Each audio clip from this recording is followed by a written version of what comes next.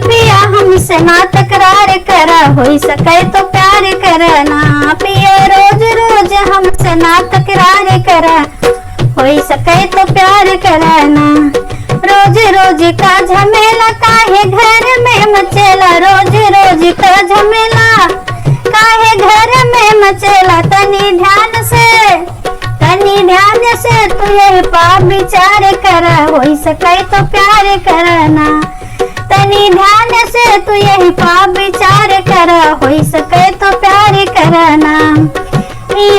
हमारा मारा बन के घूमे लाया वारा, हमारा मारा बन के घूमे लाया वारा।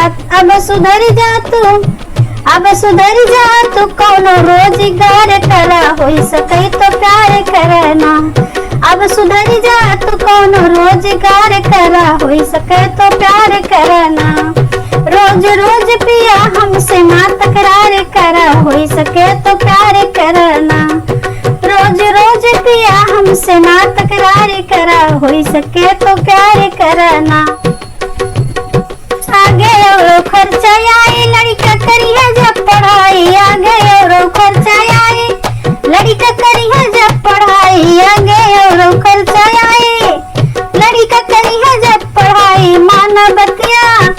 मानवतिया तू नौकरी उपाय करा, होई सके तो प्यार करना।